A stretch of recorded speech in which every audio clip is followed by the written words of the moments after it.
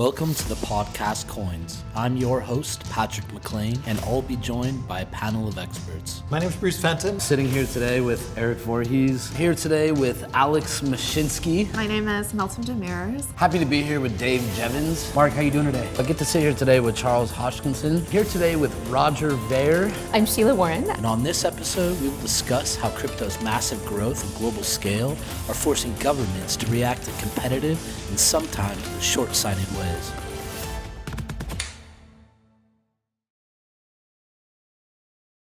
There is little doubt the 2017 ICO bubble and the publicity surrounding it hurt the reputation of cryptocurrency as a whole. But that fame proved itself to be yet again a double-edged sword. The fact is, the 2017 crypto bubble made Bitcoin a household name, and it helped bring other lesser-known cryptocurrency innovations into the spotlight. Terms such as blockchain, white paper, smart contracts, ICO, and many more were now inscribed on the tongues and into the brains of many investors in the world of finance. As Bitcoin and the other cryptocurrencies began to dig themselves out of the holes left in the aftermath of the meteoric retrace, it appeared the idea of cryptocurrency as a way for people to do business directly with each other might be here to stay. But of course, things are never that easy. Somehow, some way, greed and power always make their way to the surface. There's no way that governments and large financial institutions with their corrupt crony decision makers would ever let an army of modern-day rock Robin Hoods orchestrate a new monetary paradigm that keeps them from taking a piece of the pie. But that doesn't mean they were turning away from cryptocurrencies. It was quite the opposite. As with any good entrepreneurial idea, they were trying to figure out a way to exploit and profit from it. Whispers of big-name financial institutions and national governments dipping their toes into the crypto waters began to spread. But some of those eager to wade in deep hadn't exactly proven themselves trustworthy in the past. Things are getting interesting. This newfound attention from governments and banks left many in the crypto sphere to wonder, will the people be able to retain control over the inevitable adoption of Bitcoin and other cryptocurrencies as the new financial paradigm? Or will they be forced yet again to bend a knee before those powerful entities seeking to pervert and then crush the good intentions that drove the creation of Bitcoin from the start? There's like a phrase and I hear it a lot in the cryptocurrency community. I think I've heard you say it. First they ignore you, then they laugh at you, then they fight you, then you win. Yeah. First off, who's they, and where on that schedule are we? Yeah, we're past the laughing stage. I think we haven't yet gotten to the fighting stage. So we're somewhere between those two. Certainly no one is ignoring Bitcoin anymore. You know, everyone has heard of it at this point. That was not true when I got involved. No one had heard of it. It was ignored, and those who had heard of it thought it was a joke or a scam or a Ponzi scheme. And that persisted for many years. But at this point, it has proven itself over more than a decade. It has been, the best performing investment of all time in all of human history over an extended period of time.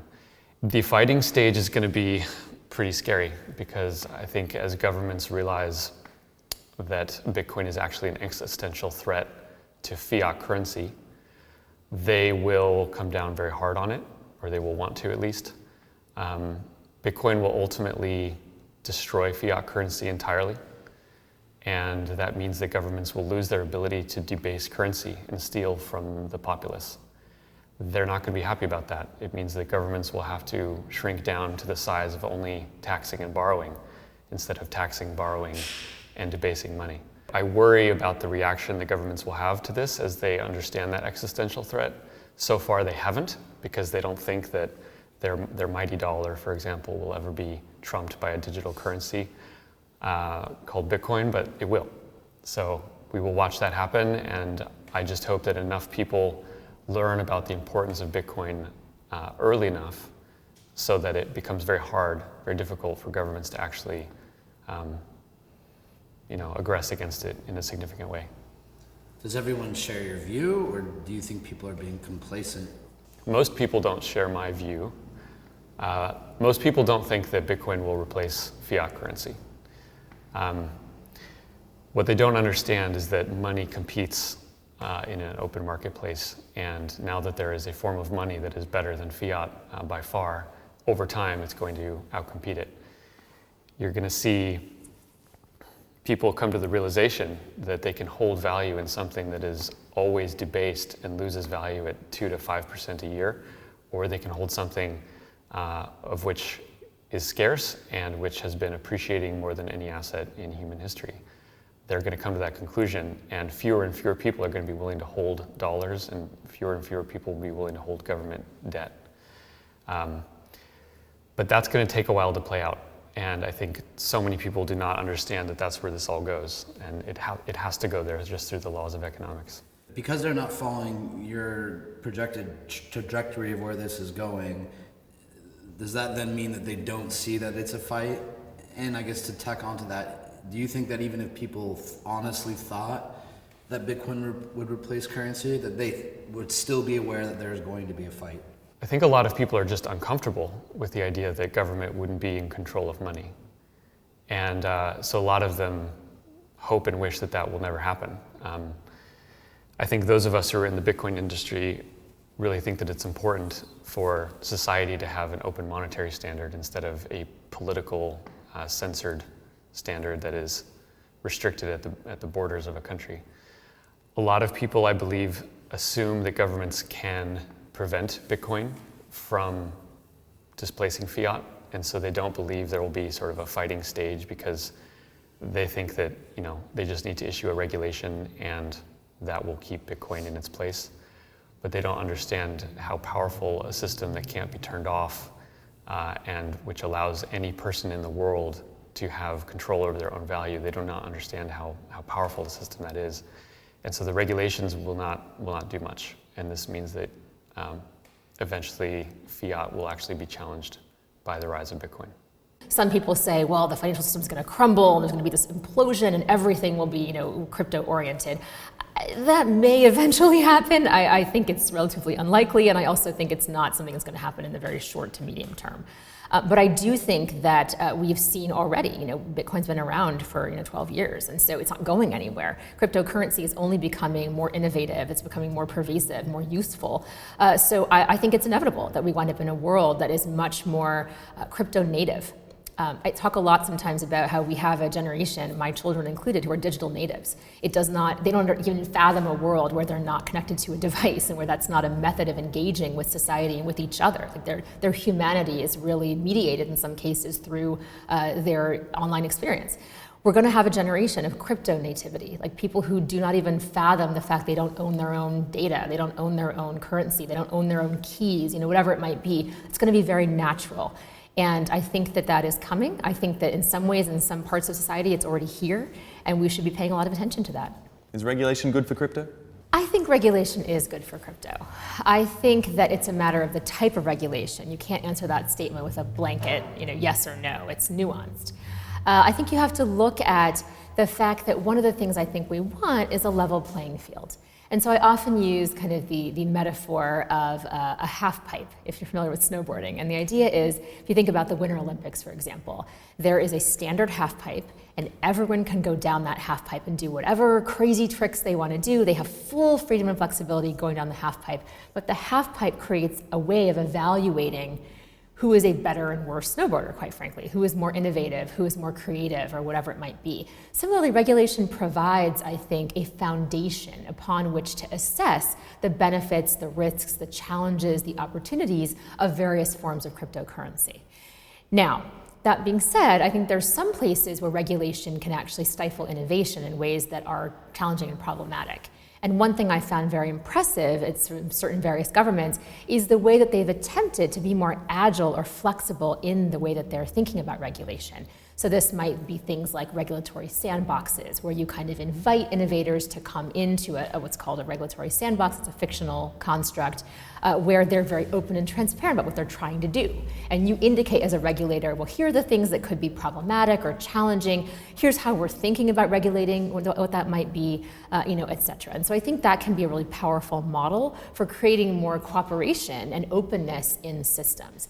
In some places, we've seen outright bans on certain kinds of, whether it's crypto bans or certain kinds of wallets that regulators were trying to control or limit. I find that kind of regulation problematic because I do think we're still in the relatively early phase of this innovation, and regulation that would cut it off at the knees, I think, would be really disappointing and honestly kind of tragic to what could emerge. Could we define this as a war?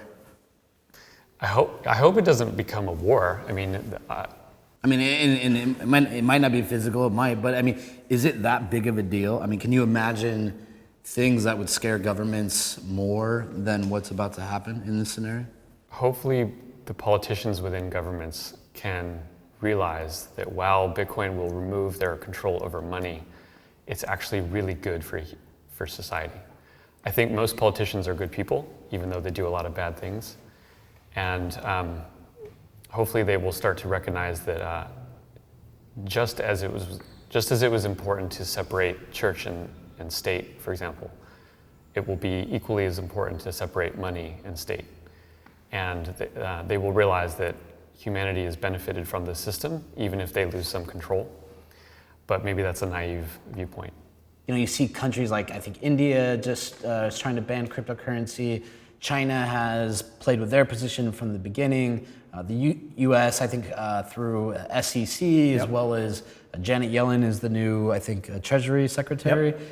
She released a statement, I think, a day or two after she was nominated, saying that it's primarily used for illicit activities, which I think might make sense if you look back at like 2010 during the Silk Road. So what strategies do you see them employing, and do they make sense? Is there any validity to them?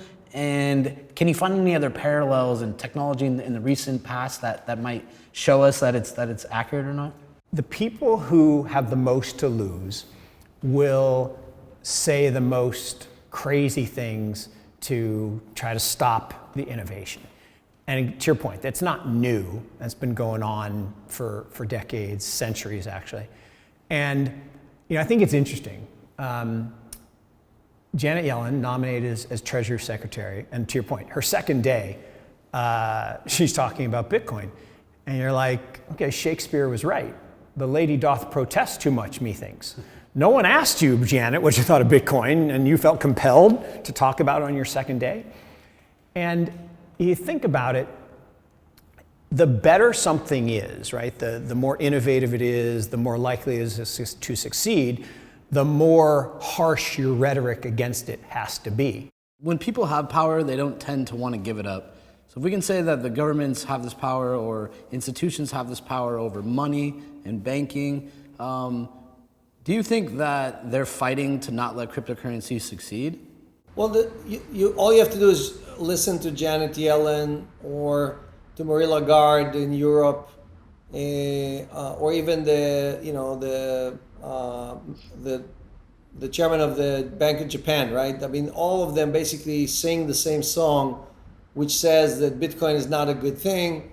Bitcoin is a volatile and risky thing. Bitcoin is only used or mostly used for illicit activities. They're not saying that about stable coins because they're denominated mostly in US dollars.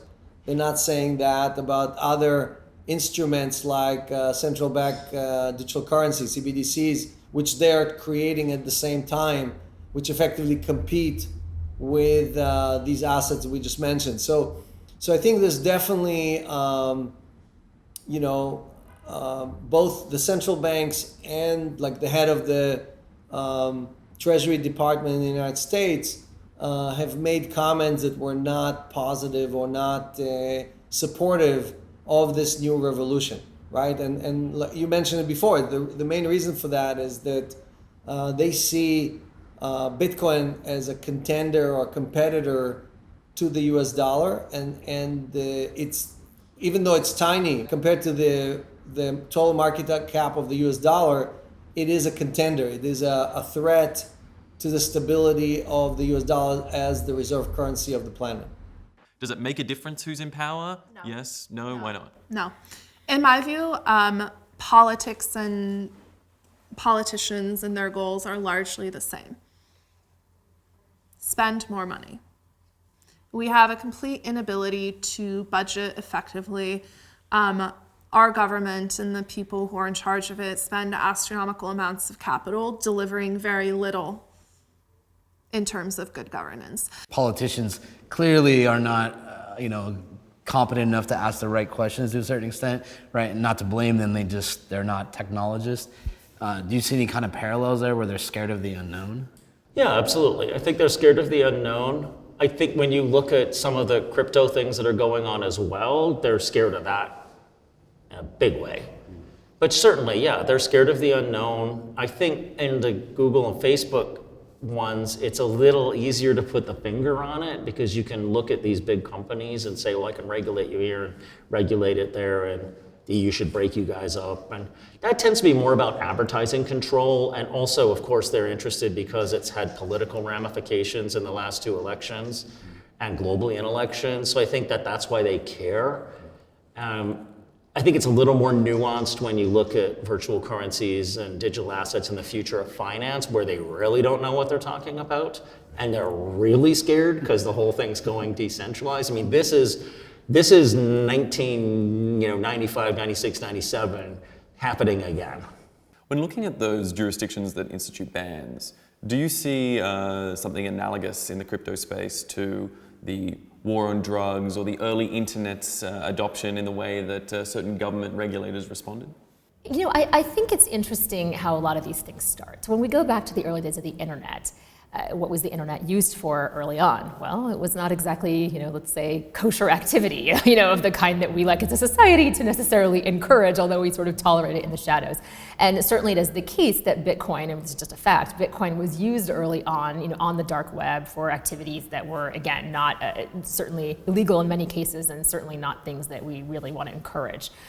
Criminal activity. And so I do think that there was an initial reaction, a rush to almost ban it, because of those uses of it that were known or understood to be predominant at that particular time. When it comes to, banning anything, I think the question around drugs is if prohibition is a good example. If you ban it, are people just going to find a way to do it anyway? I don't know that really holds up as an analogy here, because with drugs there's a supply, there's kind of a linear supply chain. Crypto in its purest form is decentralized. There is no head to chop off, in a sense. Whereas with drugs, there were cartels and other kinds of bodies that were really in charge. So here, who's in charge is kind of challenging. And because there isn't necessarily anyone, quote, in charge, when you ban it, what does that mean? I also think that banning use of something, the concern I have with that is it really affects regular people. It doesn't affect those who are building the systems or benefiting from them, externally. And the thing that I think is really important for everyone to understand is that cryptocurrency does not have a jurisdiction. It is global by nature. So it's not governed by the laws of one country. It's not that Bitcoin is governed by the laws of the US. It doesn't work that way. It is truly a currency without a border. And in that environment, banning it in one place, well, are you just denying your citizens access to parts of the digital economy that are going to be important? It's the same way I think about data silo restrictions. So if you're only allowed to use your data in one jurisdiction, on the one hand, that protects you from exploitation by a company headquartered elsewhere. On the other hand, is it going to deny your citizens opportunities to engage in cross-border transactions or cross-border opportunities that are really going to be beneficial to them and to your own economy? And so I think it's more nuanced, I think, than just trying to issue outright bans, and there often are unintended consequences that hurt the wrong people. So are they misinformed or are they acting maliciously? They talk their own book. Like, when you watch CNBC and you usually watch the people, the anchors and the people they interview talk their own book. They say great thing about this company or about that product or an ETF. Here, the same thing is happening with the Fed and with Treasury, right? They talk their book. Their book is 100% denominated in US dollars. So anything that is not running in US dollars is in effect a threat to that reserve system, right? So Bitcoin is the best performing asset in 12 years. It's been the best performing asset against any commodity and any stock, any bond, almost every year for the last 12 years. And the fact that it's moving so fast, it's a parabolic move every time, is something that is not under the control of the Fed. The Fed and Treasury cannot put a chain or lock down Bitcoin, right? They have no control over it whatsoever. So I think they view it as something that is threatening their dominance in the financial system. The United States just had a change of administration. From a crypto perspective, do you anticipate any major changes? There's a lot of mumblings from Janet Yellen and others that are negative towards Bitcoin. I think that's concerning. There may be ways to try and attack it through aggressive tax policy or other policies, but overall, the administration has their hands full with other things, and I don't think there's a lot of political will. It's not a Republican issue or a Democrat issue. This is something that everybody is participating in, and more people, celebrities and venture capitalists and regular people on the street are participating in this, Democrats and Republicans. So hopefully it's something that doesn't become a partisan political issue, and hopefully the politicians just sort of get out of the way and let this thing do its thing, because it's doing pretty well. And bringing the conversation back down again to that sort of retail user level, how do you think best practice regulation can protect consumers who want to get involved or are already involved at a relatively smaller level in the crypto space? Well, I think that we have to fundamentally rethink our notions of consumer protection. So a lot of laws in this space or regulation is really oriented around the concept of consumer protection. And by this space, I mean kind of financial regulation. Who is a consumer in this context versus how we think about them in the blockchain ecosystem or crypto ecosystem, a user, right, who may actually have some ability to input into the governance, who may actually have a voice in the system. It's a different framing, I think, on the problem. And who are we protecting them from? If you have a fully decentralized system, are you protecting the users from themselves? You're protecting them from hacks, of course, that's critical, and fraud and things like that.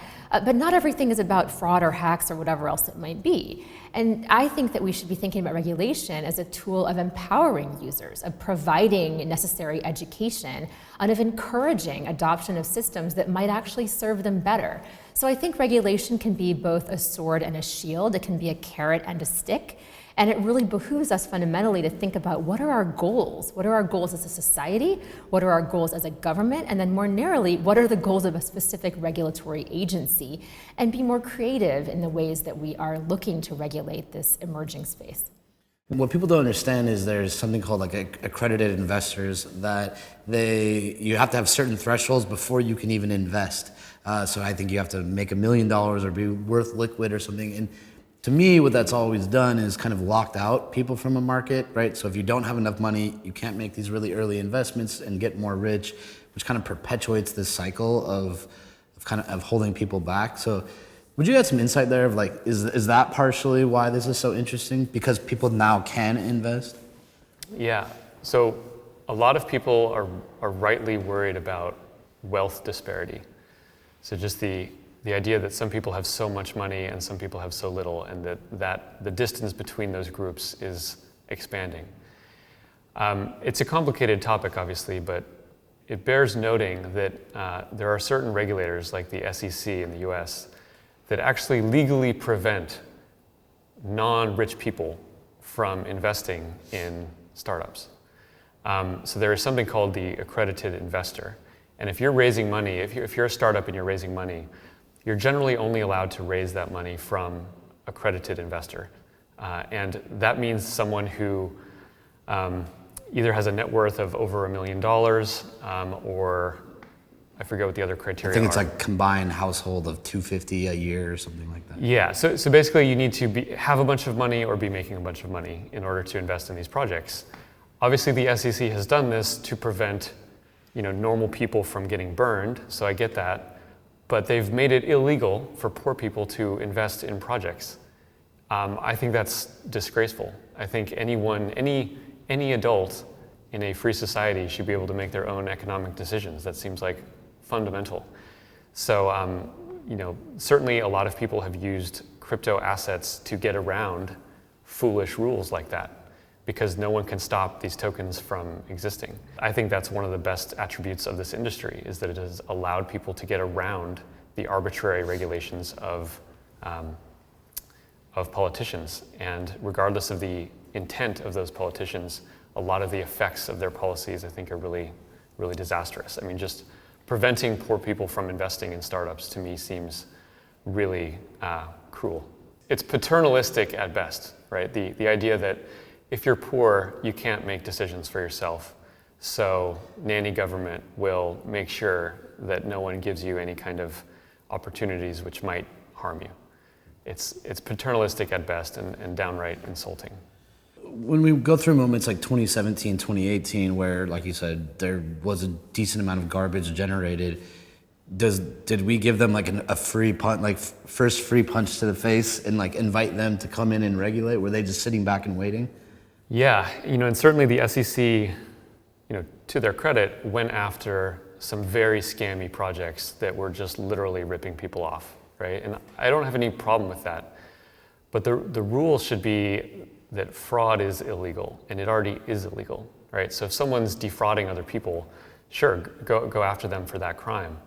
But the SEC has basically been finding projects that it can paint the issuers of the tokens in a bad light, and then they'll go after them and put up a press release, and then everyone praises the SEC for protecting society.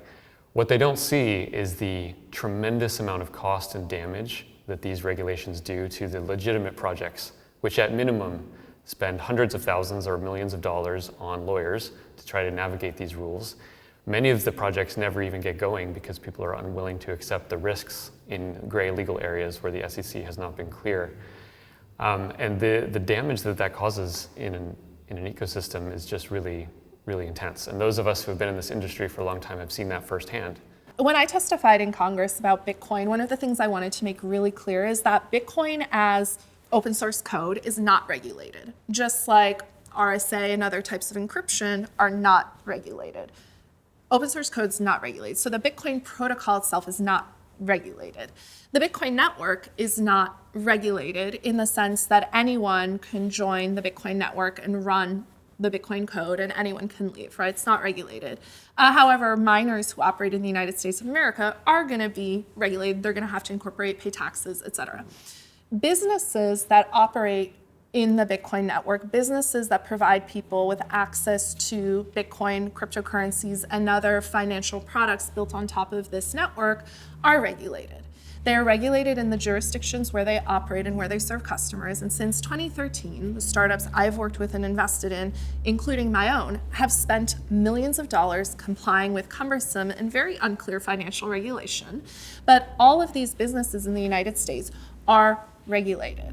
People who hold cryptocurrencies pay taxes. The IRS has dictated that Bitcoin is property, right? And cryptocurrencies are assets, and so you pay taxes on them. The FBI, FinCEN, and other intelligence agencies put out thousands of requests a day to cryptocurrency companies domiciled in the United States to get more information about the types of people who are using these.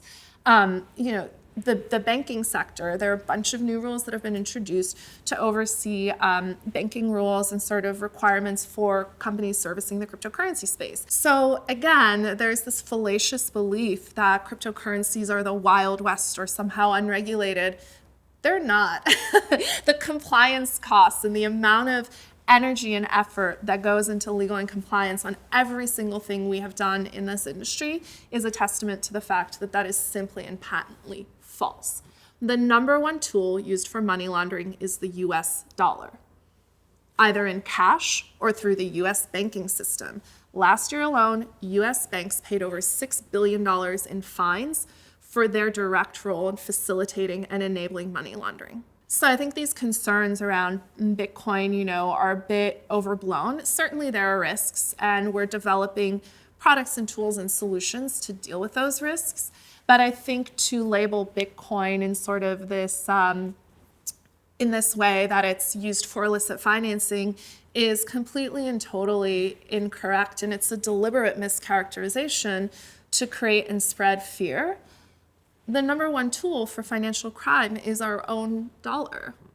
right? And so I think when you put things into perspective and into context, certainly I think the industry is open to more regulation and to clearer regulation, but at the same time treating Bitcoin differently than any other asset and treating institutions touching Bitcoin differently than any other financial institution feels discriminatory at best and targeted and deliberate at worst.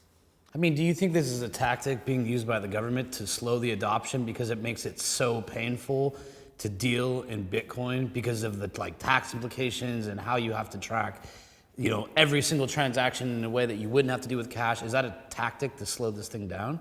It sounds like a crazy conspiracy theory to say that the U.S. government's intentionally slowing the adoption of Bitcoin by having the IRS say it's property, but look at the other crazy conspiracy theories in the world that turned out to be completely true, right? A decade ago, if you said, oh, the U.S. government's spying on everybody's internet traffic and listening into all their phone calls and spying on everything, you would sound like a crazy conspiracy theorist. But you turned out to be exactly right. As we know, thanks to Edward Snowden and others, the government was doing all this stuff that seemed like was crazy conspiracy theories historically. So I don't think, just because something is a conspiracy theory doesn't mean that it's not true. And I wouldn't be surprised one bit at all if it turned out that there was an active plan for the U.S. government to maintain the U.S. dollar as the world's reserve currency, and to do so by disrupting the adoption of Bitcoin and by tricking people into thinking that it's just supposed to be property and not supposed to be money for the world. I wouldn't be one bit surprised if that turned out to be completely true with evidence to back it up in the future. But at the moment, it's just a conspiracy theory.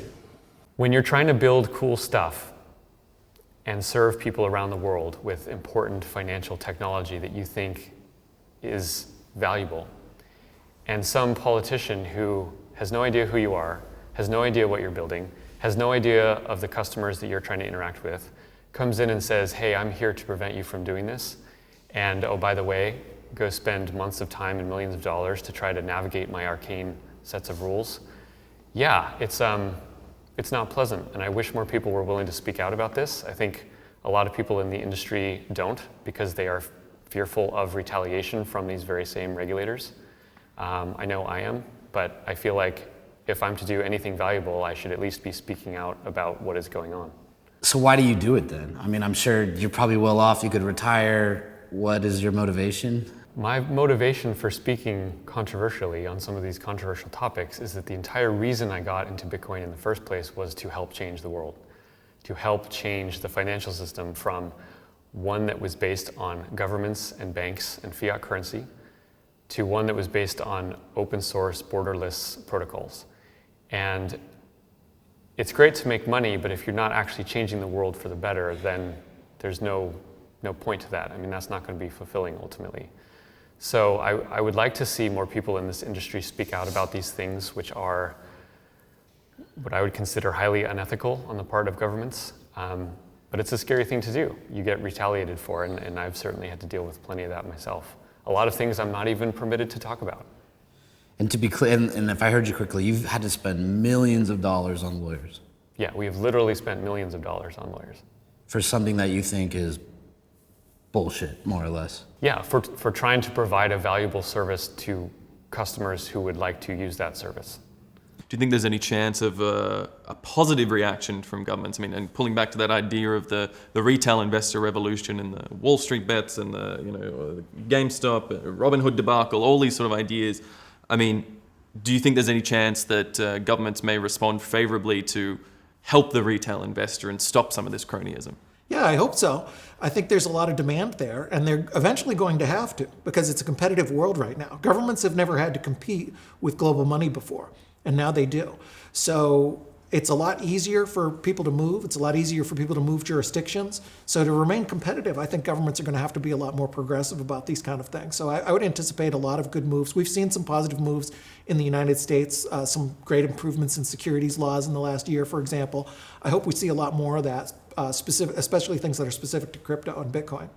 Do you have any examples in mind of best practice regulation you've seen from certain jurisdictions? I mean, is there anyone just killing the game? It's so hard to say because we're still emerging. I certainly have some examples of regulation I didn't think was a great idea. Sure, that as well. any kind of discouraging use of a particular innovation at this phase of maturity of the technology and the ecosystem seems to me too early and misguided. I certainly think that the bans on cryptocurrency that many governments are trying to enact may actually have the opposite effect of what's intended. So again, I understand the instinct there, or what they're intending to accomplish. I'm just a little skeptical that that's actually what will emerge as the actual outcome. Do you think that the U.S. specifically is shooting itself in the foot and is going to stifle innovation at a time that they should be grabbing it, and that 5-10 years from now the country will be in a worse economic position because we did not embrace blockchain as strongly as we could? Yeah, the US is absolutely shooting itself in the foot. And anyone who's in the Bitcoin world knows that a lot of companies and projects have left the United States and gone to other jurisdictions that are more friendly, or they block access to US customers entirely. There's a lot of crypto projects that will not allow you to use them if you're a US customer, because the regulatory risk of serving a US customer is too great. Certainly within the US, most of the problematic regulations are at the federal level, but at the state level, it's also important to take note of how these laws apply. So each state has different laws in terms of financial regulation. The best in the country by far for crypto and blockchain-based regulation is Wyoming. The worst in the country by far is New York State. In New York State, for example, there's something called the bit license, and this requires basically a 60-page application in which you have to go through more due diligence than you would if you were actually trying to create a bank. To complete the application through lawyers will cost a minimum of $250,000, probably more like $500,000. And so if you're a college kid in New York trying to get a crypto project off the ground, what do? You can't go to your friends and family and say, hey, could you invest in me? And they ask what you're going to spend it on, and you're going to say, well, I need $250,000 just to apply to the New York Department of Financial Services for a license. It totally destroys the entire bottom rung of entrepreneurship. Wyoming, on the other hand, has been the opposite. So they have a bunch of regulators there that have actually embraced crypto protocols. They actually have permitted crypto-based banks there. And they have not regulated digital assets in any harmful way. So a lot of crypto companies are setting up their foundations and their roots within the state of Wyoming. Do you see a world, maybe it's 2, 4, 8 years out, where this becomes like a political issue that people are making their vote, or this is influencing people's vote on either a state or a national level? Yeah, I hope eventually this will become mainstream enough where people will care enough to influence the political system. I do not have a lot of faith in the political system, and so I'm not waiting for that, nor is the crypto industry. The crypto industry will build wherever it needs to build to keep going. And it's really on various countries to decide if they want to be part of a financial revolution or if they want to be left behind. Right now, India is considering banning crypto entirely. This would detach, more than 1 billion people of the world's population from the future financial system of the planet. That to me is something that should be like a criminal offense for those politicians to impoverish billions of people like that. And that will play out over a decade or two, and in hindsight will be so obvious. And I hope that the people that make those horrible rules will be held accountable. Yeah, I mean, it's like if people see Bitcoin triple again and they realize they can't buy it in their country, so they're essentially, right, at that point maybe have an opportunity cost, right, and they're staring at it in the face, they might stand up and try to vote in different people if they're literally being locked out of profit, right? And it will be that easy to visualize. Yeah. Do you think there's a point where Americans either feel that their government is not regulating cryptocurrency well enough in competing with the rest of the world, that they start to this becomes a political hot topic? So how the law changes is when people lose money or make money. I'm firmly convinced of that. No matter how optimistic you are that hope and change can do things, it doesn't work. James Carville said it's the economy's stupid, right? The economy's stupid, right?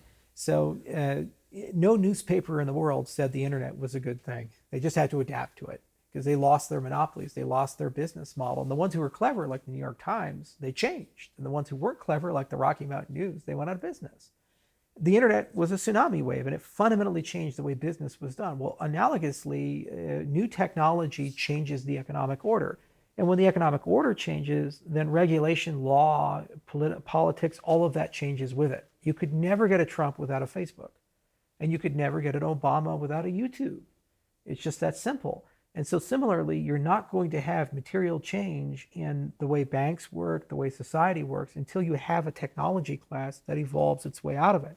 And globalization is what happens. So if America does nothing or regulates this very harshly, other countries like the Liechtensteins, the Switzerlands, the Ethiopias that open up and embrace cryptocurrencies, they become wealthier and they become more competitive. And then collectively, they're able to outcompete the United States or the European Union or China. So they can hem and haw, complain about it, or they can realize that in 10 years, their business model's done and welcome to poverty land. The country goes to hell. Or they have to embrace it.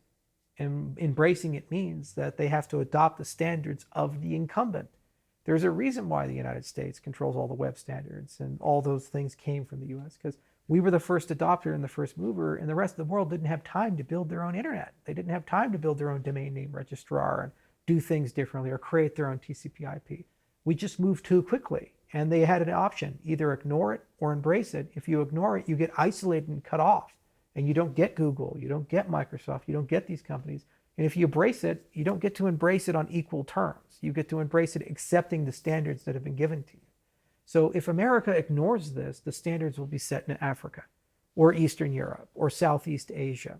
And then in 10 years or 20 years, we'll have to acquiesce. And at that point, whatever those are, that's our standard now. And political change then comes. And the whole system changes. The people who are making decisions are informed by their experience and their background and a world that is very different from the world we live in today. And what I worry about is we're not spending capital on important technology infrastructure. We're not spending capital on semiconductor and chip fabrication, which should be happening in the United States. We're not spending money securing IT and compute supply chains. We're not spending money on cybersecurity infrastructure. We're not spending money on any of the things that actually matter long term. If it's a fight, what tactics will be used? And really, who is they? I mean, is it governments? Is it also institutional banking? They is mostly governments and central banks, and they can include large financial institutions and other banks. Large financial institutions can always embrace Bitcoin eventually. Governments and central banks cannot. It is antithetical to how they work. So I think most of the large financial institutions, while they will be skeptical or hesitant, they will end up participating in Bitcoin. Central banks will not, cannot, shall not, and they will fight it every way that they can. The main tactic that they will use is to try to vilify the people that are involved with it. They will say things like Bitcoin is only used for terrorist financing, and you don't actually need privacy, and if you want privacy, that means you must have something to hide. They will use those kind of scare tactics to keep the public from embracing a system which actually empowers the public. Hopefully the public will see through that over time, but I don't know. So I think it's up to us, all of us, the crypto community, to convince enough enough people to come and join us because of store value, because of the ability to earn yield, because of the ability to take a low-cost loans, which kind of negate the predatory practices that most banks are using against their own customers. That I think most politicians, when they look at what these services provide, yes, there's some bad examples, but the vast majority of what's happening in crypto, what's happening in DeFi, is positive and is creating many, many opportunities that I think most politicians will recognize are a good long-term effect. You think as those more people get in, as that critical mass builds, we're insulating crypto markets against potential regulation? It certainly helps. I mean, a politician trying to regulate Bitcoin now is affecting over 50 million Americans who have crypto exposure. So you get to a point where it's like, are you really representing the people, or are you representing the cronies in the banks? Because the people want Bitcoin, the people like Bitcoin, and people should have a right to buy whatever they want. Is there a chance that the government is going to regulate Bitcoin out of existence? There's a small chance, but I don't think that that will ever happen. I mean, after all, the government is supposed to be acting in our best interest, and if enough of us are supporting this and thinking that this is an idea or a system that acts in our own best interest, then the government has to allow us to continue and use these type of services or financial opportunity.